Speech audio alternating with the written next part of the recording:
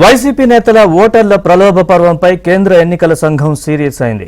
Fan గుర్తుతో కుక్కర్లు, ఫ్లాస్క్లను గిఫ్ట్లుగా ఓటర్లకు వైసీపీ నేతలు పంచుతున్నట్లు ఎంపీ రఘురామ సీఈసీకి ఫిర్యాదు చేశారు.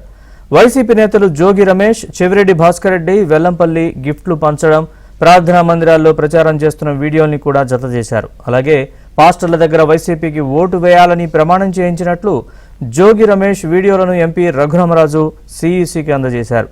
మతం పేరుతో ఓట్లు అడుగుతున్న జోగి రమేష్ ను అనర్హుడిగా ప్రకటించాలని డిమాండ్ చేశారు. ఎంపీ రఘురామరాజు ఫిర్యాదు పట్ల సీఈసీ స్పందించింది. నివేదిక పంపాలని రాష్ట్ర ఎన్నికల ప్రధాన అధికారితో పాటు రెవెన్యూ, పోలీసు అధికారులకు సీఈసీ లేఖ రాసినట్లు తెలుస్తోంది. చర్యలు చేపట్టాలని సీఈఓ ఆదేశించినట్లు సమాచారం.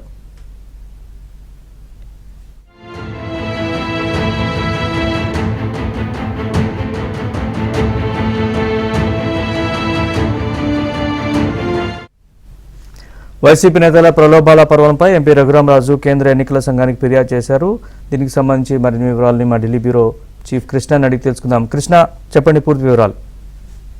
నరేష్, ఇంటింటికి కుక్కర్లు పంపిణీ చేయటం, అదేవిధంగా కుల మత సంఘాల ప్రతినిధులతో ఆత్మీయ సమావేశాలను వైకాపా నేతలు ఏర్పాటు చేయటం, వైసీపీ ఎన్నికలు చేసినటువంటి ఫ్యాన్ గుర్తు ముద్రించి ఉన్నటువంటి సంచిలో ఆ పార్టీ అభ్యర్థి ఫోటోతో పాటు 2,000 రూపాయల నగదు, కుక్కర్ సెట్, ఫ్లాస్క్ వంటి కానుకలను సరఫరా చేయటం, దీంతో పాటు గ్రామ వార్డు సచివాలయ ఉద్యోగులు, వాలంటీర్లతో పరిచయ కార్యక్రమాలు నిర్వహించడం, వారికి బహుమతులు అందించడం, ఇవన్నీ కూడా ఏదైతే ఈ యొక్క సార్వత్రిక ఎన్నికల ముంగిట వైసీపీ నేతలు బరితెగించారో వీటన్నిటినీ కూడా కేంద్ర ఎన్నికల సంఘానికి ఆధారాలతో సహా ఎంపీ రఘురామకృష్ణరాజు ఫిర్యాదు చేశారు.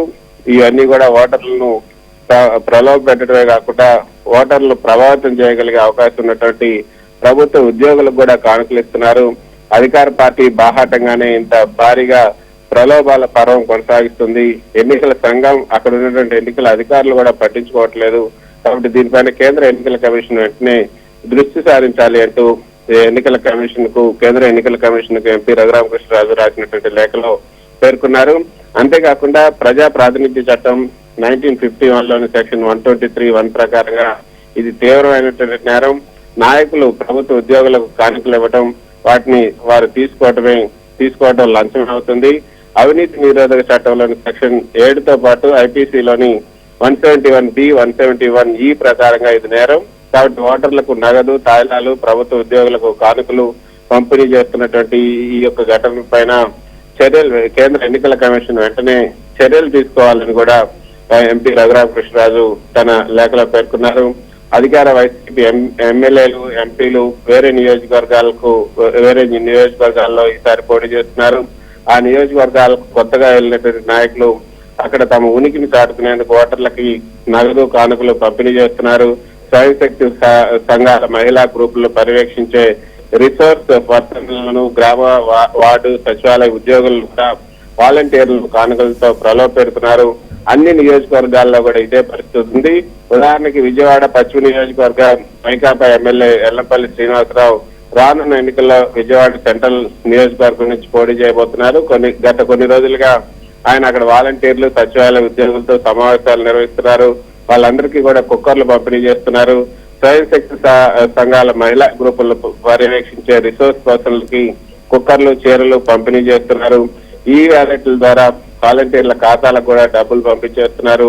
మరోపక్క చంద్రగిరి వైసీపీ ఎమ్మెల్యే చెవిరెడ్డి భాస్కర్ రెడ్డి సంక్రాంతి కానుకలపేట నియోజకవర్గంలో ప్రతి ఇంటికి కుక్కర్లు పంపిణీ చేశారు. వాటిపైన సీఎం జగన్ ఫోటో, తన ఫోటోతో పాటు తమ కుమారుడి చెవిరెడ్డి మోహిత్ రెడ్డి ఫోటో కూడా ముద్రించారు. వైఎస్ఆర్ ఆసరా పథకంలో భాగంగా డ్వాక్రా మహిళలకు రుణమాఫీ చెక్కుల పంపిణీ పేరిట వైసీపీ ప్రభుత్వం ప్రతి మండలంలో కూడా సభలు నిర్వహిస్తుంది. ప్రభుత్వ సొమ్ముతో నిర్వహిస్తున్నటువంటి ఈ సభలు వైసీపీ ఎన్నికల సభ ప్రాంగణం అంతా కూడా వైసీపీ జెండాలు, తోరణాలు, కటౌట్లు ఇవన్నీ కూడా చేస్తున్నారు. కాబట్టి ఇవన్నీ ఎన్నికల కమిషన్ నియమాలకు విరుద్ధం. ప్రభుత్వ ఉద్యోగులను ప్రలోభ పెట్టడం నేరం. ఓటర్లకు కానుకలు పంపిణీ చేయడం, లంచం ఇవ్వటం, అదేవిధంగా మత ప్రచారంతో ఓట్లు అడగడం కూడా మహానేరం. మత ప్రచారంతో ఐపీసీ సెక్షన్ 171(c), 171(f) ఈ ప్రకారంగా ఎన్నికల్లో మతపరమైన ప్రచారం చేయడం మహానేరం. ఇది స్వేచ్ఛగా ఓటు వేసే హక్కును హరించడం. కాబట్టి దీనిపైన ఎన్నికల కమిషన్ చర్య తీసుకోవాలని రాసినటువంటి లేఖపైన కేంద్ర ఎన్నికల కమిషన్ ఇచ్చింది. రాష్ట్ర సీఈఓ ఎవరైతే ఉన్నారో ఆయనకు, అదేవిధంగా అక్కడ ఉన్నటువంటి రెవెన్యూ అధికారులు, పోలీసు అధికారులు కూడా ఈ యొక్క లేఖను పంపి నివేదిక పంపించాల్సిందిగా కూడా ఆదేశించింది. ఆ తర్వాత వెంటనే చర్యలు కూడా